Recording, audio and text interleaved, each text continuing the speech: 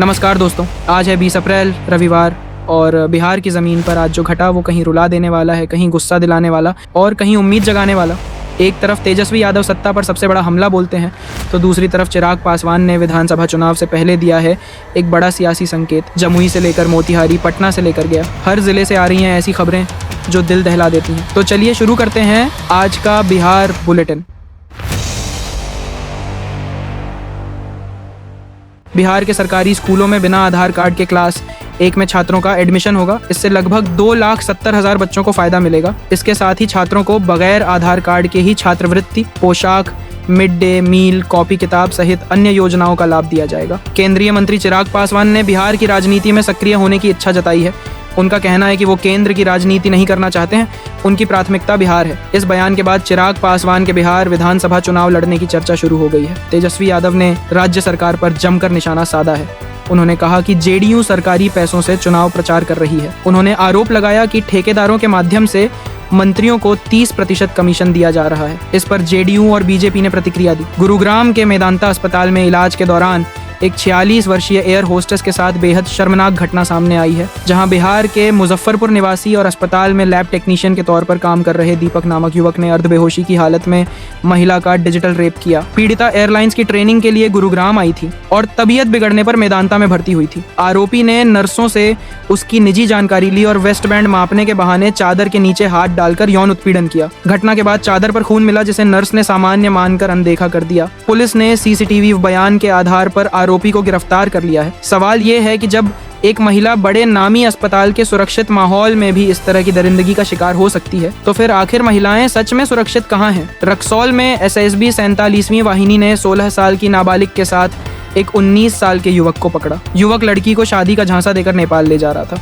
लड़की ने बताया कि वह पश्चिम बंगाल की रहने वाली है और युवक से इंस्टाग्राम के जरिए दोस्ती हुई थी। मौसम विभाग ने आज यानी शनिवार को पटना समेत बिहार के 13 जिलों में बारिश का येलो अलर्ट जारी किया है। इन सभी 13 जिलों में हल्की से मध्यम बारिश होने की संभावना जताई गई है। इस दौरान 30 से 40 किलोमीटर प्रति घंटे की रफ्तार से हवा चल सकती है। आकाशीय बिजली गिरने की भी चेतावनी है। बारात से घर लौट रहे थे। हादसे के समय गाड़ी 100 किलोमीटर प्रति घंटा की गति से चल रही थी। हादसा इतना जबरदस्त था कि टक्कर के बाद कार का शीशा तोड़ते हुए सभी लोग बाहर फेंका गए। 2 लाशें गाड़ी के बाहर मिली, 1 लाश गाड़ी के नीचे थी। वैशाली में पोर्नोग्राफी सिंडिकेट के खुलासे के बाद पुलिस ने शनिवार को नाबालिग पीड़िता हिंदू लड़की को मेडिकल जांच के लिए भेज दिया है। पुलिस ने बताया कि मुख्य आरोपी मोहम्मद साहिल सिद्दीकी को 3 अप्रैल को गिरफ्तार कर लिया है। आरोपी अपनी गर्लफ्रेंड गुलशन खातून की मदद से लड़कियों को शिकार बनाकर पोर्न वीडियो बना चुका है। मुजफ्फरपुर में 28 साल की एक महिला अपने ससुराल वालों की प्रताड़ना से परेशान है। उसके पति ने 9 लाख रुपए लेकर करीब 6 महीने से फरार हो दिया है। उसके देवर ने रेप की कोशिश की और ससुर ने मारपीट की। अब वह पुलिस में शिकायत कर रही है। भोजपुरी एक्ट्रेस अक्षरा सिंह और उनके पिता को समन। दर्शक के नोट फेंकने पर कार्यक्रम से 3 की जगह आधे घंटे में अक्टूबर 2023 में एक सांस्कृतिक कार्यक्रम में शामिल होने के लिए अक्षरा सिंह को 5 लाख रुपए दिए गए थे। कार्यक्रम में एक दर्शक ने एक्ट्रेस पर नोट फेंक दिए थे, जिससे नाराज होकर अक्षरा सिंह माइक फेंककर कार्यक्रम से चली गई थी। जमुई के पहाड़ी क्षेत्र से 24 सिलेंडर बम बरामद। नक्सली सुरक्षा बलों को पहुंचा सकते थे नुकसान। एसएसबी की 16वीं वाहिनी ने शनिवार को विशेष अभियान में गिद्देश्वर रेंज के चतरो पहाड़ क्षेत्र से 24 सिलेंडर बम बरामद किए। इन बमों के इस्तेमाल होने पर सुरक्षा बलों और सार्वजनिक संपत्तियों को भारी नुकसान हो सकता था। बेतिया में थ्रेशर मशीन से कटकर महिला की मौत हो गई। घटना बैरिया प्रखंड के तदवानंदपुर पंचायत के वार्ड नंबर 10 की है। मृतका की बेटी ने बताया कि काफी शोर मचाने के बाद मशीन को बंद किया गया, लेकिन तब तक मां के दोनों हाथ और एक पैर बुरी तरह जख्मी हो चुके थे। एक हाथ पूरी तरह कटकर अलग हो गया था। नालंदा में हर्ष फायरिंग में 70 साल के पुरोहित सुखदेव ठाकुर की मौत हुई। पुरोहित एक फलदान कार्यक्रम में गए थे। शुरुआत में पुलिस को शक हुआ कि यह एक दुर्घटना हो सकती है, लेकिन बाद में सीसीटीवी के फुटेज में दिखाई दिए कि एक व्यक्ति ने 2 नाली राइफल से फायरिंग की। बुलेट का छर्रा पुरोहित के पेट, सीना सहित शरीर के 5 हिस्सों में लगा। फायरिंग करने वाला व्यक्ति सेना से सेवानिवृत्त हो चुका है और वर्तमान में अयुध फैक्ट्री राजगीर में गनमैन के रूप में कार्यरत है। गया की पटवाटोली बस्ती के 40 से अधिक छात्रों ने जेईई मेंस में सफलता हासिल की।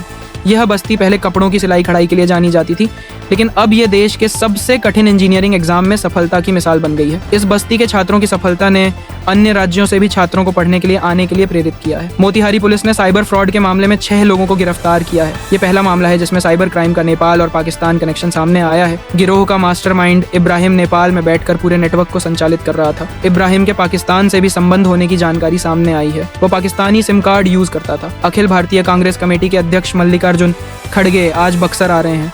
उनकी जनसभा बक्सर जिला मुख्यालय से 7 किलोमीटर दूर दलसागर खेल मैदान में होगी। सभा दोपहर 11 बजे से शुरू होगी। खड़गे हेलीकॉप्टर से पहली बार दलसागर के मैदान में उतर बक्सर के लोगों के साथ मिलेंगे।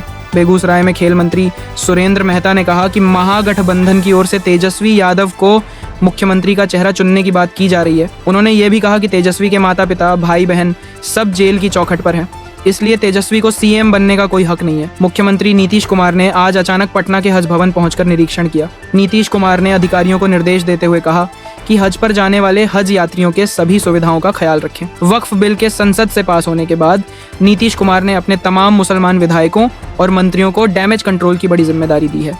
तो दोस्तों, ये थी बिहार की आज की सबसे बड़ी और सबसे सनसनीखेज खबरें। लेकिन सवाल अब भी तैर रहा है, क्या तेजस्वी यादव की हुंकार इस बार सत्ता की दीवारें हिला पाएगी? क्या चिराग पासवान की नई रणनीति बिहार की सियासत में भूचाल लाएगी? और क्या वो मासूम बेटियां जो मोतिहारी और हाजीपुर में दरिंदगी की शिकार हुई, उन्हें मिलेगा इंसाफ या फाइलों में गुम हो जाएंगी उनकी चीखें? कल फिर आएंगे नए सवाल, नए रहस्य और बिहार की धड़कनों को छू जाने वाली खबरों के साथ। तब तक सोचिए, महसूस करिए और तैयार रहिए, क्योंकि बिहार में हर सुबह एक नई लड़ाई लेकर आती है, सच और सत्ता की लड़ाई। मैं अभिषेक बिहार की पवित्र धरती से आप सभी का धन्यवाद करता हूँ। फिर मिलेंगे कल अगले न्यूज़ एपिसोड में। सावधान रहें, सतर्क रहें, खबरदार रहें। जय हिंद, जय भारत, जय बिहार।